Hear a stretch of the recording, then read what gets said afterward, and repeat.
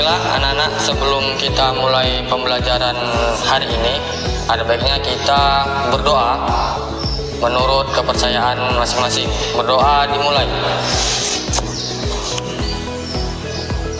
Berdoa selesai. Oke, pada kesempatan kali ini sebelum kita memulai pembelajaran, kita absen terlebih dahulu. Untuk yang pertama, Fadlun. Hadir, Pak. Khairul Syaputra. Izin, Pak, pergi. Rian. Hadir, Pak. Oke anak-anak, pada kesempatan kali ini kita akan mempelajari materi tentang manajemen bisnis. Nah, jadi sesuai kesepakatan kita pada pertemuan sebelumnya, untuk kali ini kita akan menggunakan media audiovisual. Jadi untuk mendukung pembelajaran kita pada kali ini, Bapak mengharapkan untuk seluruh siswa dapat mengeluarkan gadgetnya masing-masing, dan nanti dari beberapa bagian materi yang ingin Bapak sampaikan akan Bapak kirimkan lewat grup WhatsApp kita, dan langsung saja akan Bapak kirimkan. Oke, sudah masuk ya. Nah, jadi Bapak ingin kalian melihat dulu video pertama yang Bapak kirimkan. Silakan.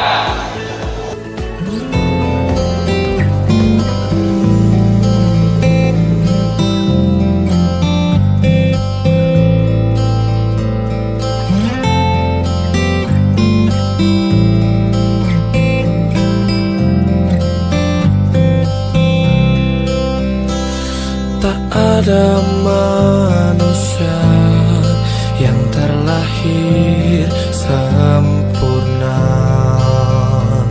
Jangan kau sesali segala yang telah terjadi. Kita pasti pernah dapatkan cobaan yang berat. Seakan hidup ini tak ada artinya lagi. Syukuri apa yang ada. Hidup adalah anugerah. Tetap jalani hidup ini, melakukan yang terbaik.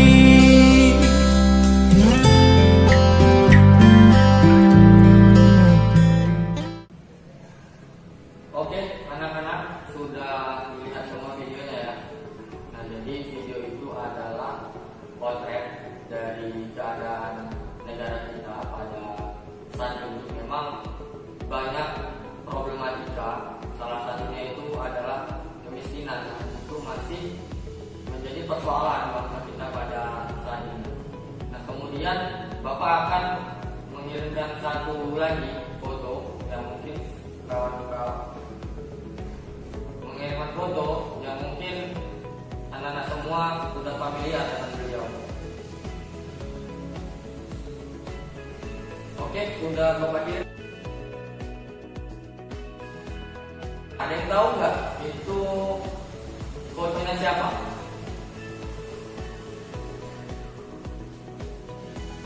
Nggak ada yang tahu ya? Oke, jadi foto itu ialah foto seseorang yang sangat luar biasa, sangat inspiratif bagi kita semua, dan beliau itu adalah salah satu orang terkaya di Indonesia, bahkan juga masuk ke dalam 500 orang terkaya di dunia. Ya, beliau itu adalah Khairul Tanjung. Nah, Khairul Tanjung itu adalah salah satu orang terkaya tadi yang ada di Indonesia, dan beliau juga itu kalau anak-anak tahu, beliau itu yang punya Trans TV, Trans 7, kemudian juga Trans Studio, Carrefour, dan Bank Mega juga. Nah, jadi apa sih kaitannya dua hal yang Bapak sampaikan tadi dengan materi manajemen bisnis kita pada kali ini, dengan materi yang akan Bapak sampaikan pada kali ini? Jadi kemiskinan itu salah tadi kita sudah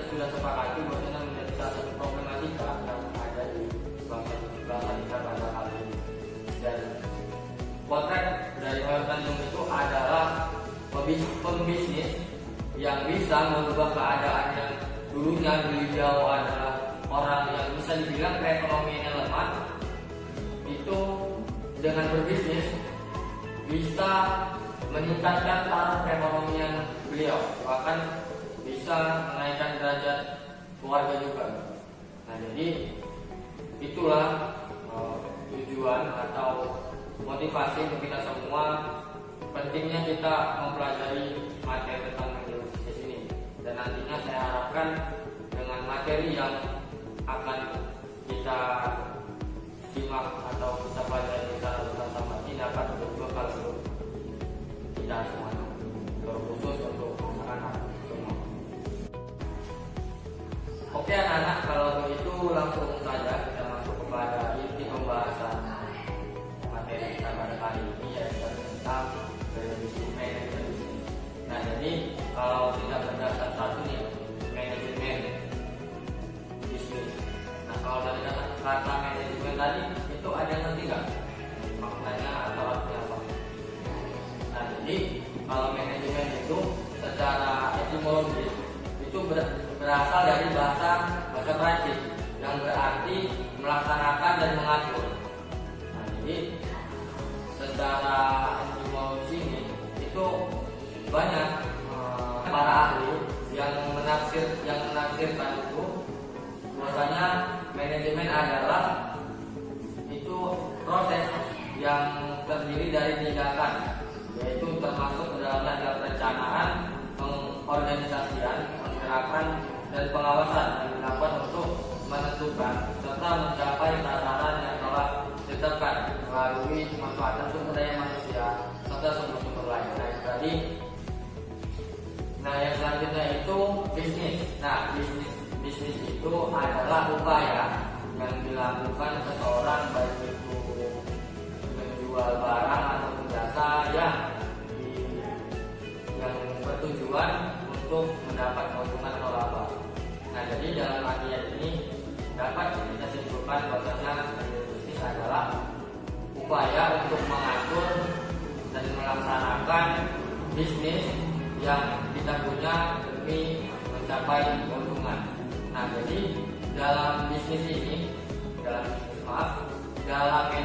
bisnis ini ada beberapa fungsi dari itu sendiri. Yang pertama ialah perencanaan. Nah, jadi fungsi dari perencanaan ini ialah untuk menetapkan tujuan atau sasaran yang tidak dicapai pada bisnis kita itu. Misalnya kita ingin berbisnis S. Nah, jadi kita merencanakan kita ingin berbisnis S, bukan, dan sasarannya kita siapa? Sasarannya, lokasinya, misalnya kita ingin membuat usaha jualan es di sekolah. Nah, berarti kan tentunya sasarannya adalah siswa sekolah. Nah, yang selanjutnya itu ialah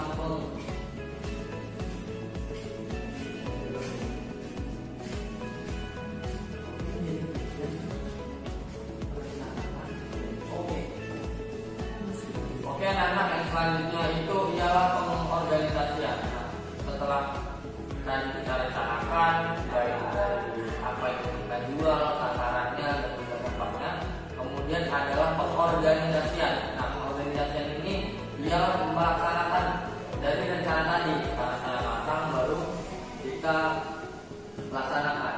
Nah, biasanya dalam pengorganisasian ini itu kalau para pengusaha atau pembisnis itu bisa menempatkan atau merencanakan, bukan merencanakan sih, maksudnya lebih ke pematangan seperti keuangannya, juga administrasinya dan lain sebagainya.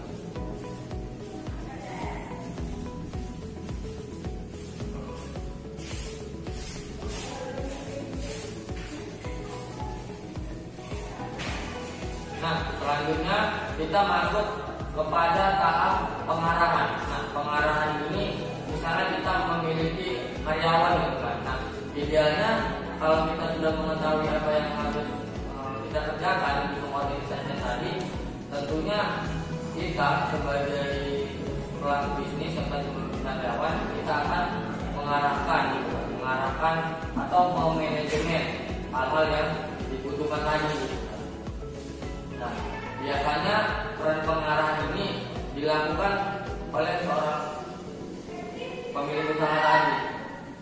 Nah, kemudian setelah kita arahkan, kita lakukan pengendalian. Nah, pengendalian ini bisa berjalan optimal dan terencana sesuai dengan fungsinya, yaitu pengendalian fungsi-fungsi yang sebelumnya tadi, yaitu ada perencanaan, kemudian ada pengorganisasian, kemudian ada pengarahan.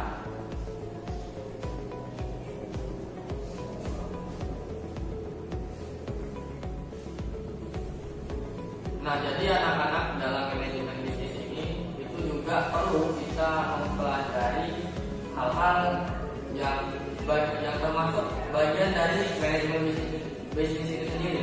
Karena kalau kita tidak mempelajari hal-hal ini itu, saya rasa akan kurang berhasil nanti usaha yang akan atau bisnis yang kita jalani.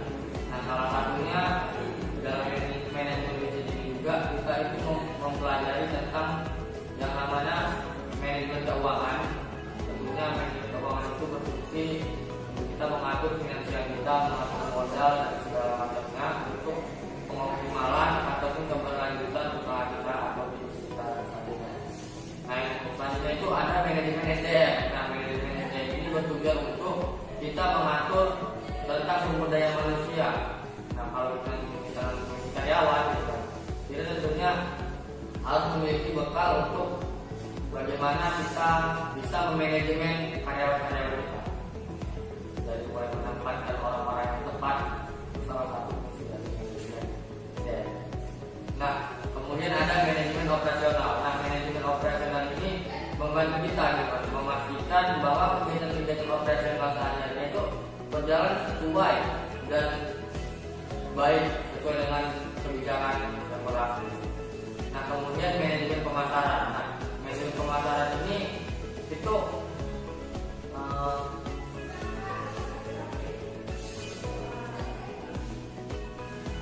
manajemen pemasaran ini bertujuan untuk kita bisa memastikan produk yang kita hasilkan itu dapat sampai ke tangan pengguna.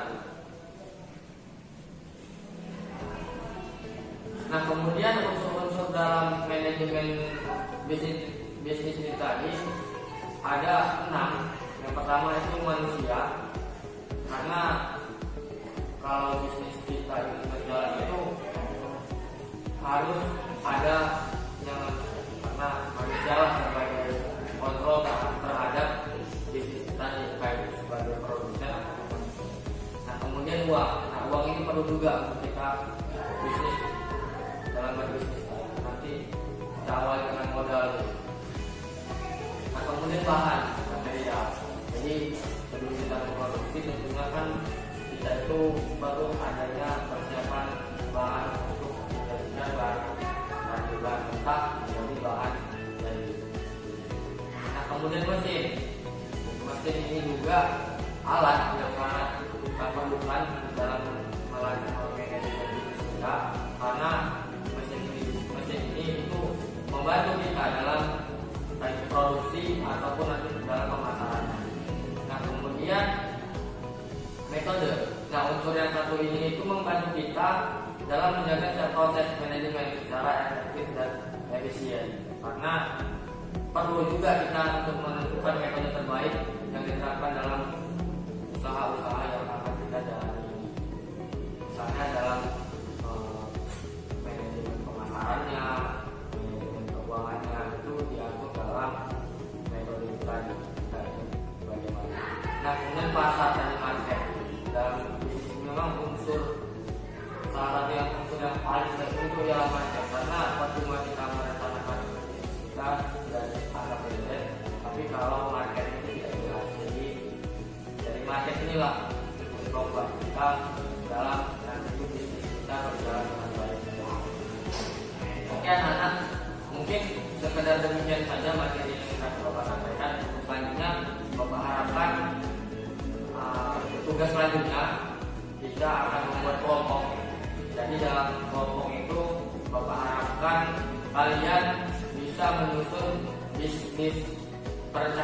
sekalian. Nah, jadi untuk pekan depan nanti akan Bapak kumpulkan untuk perencanaan bisnis kalian seperti apa sesuai dengan kelompok-kelompok tadi, dan nanti setelah itu akan kita laksanakan praktek atau praktek bisnis kalian untuk menjalankannya. Mungkin demikian saja materi yang saya mau sampaikan hari ini.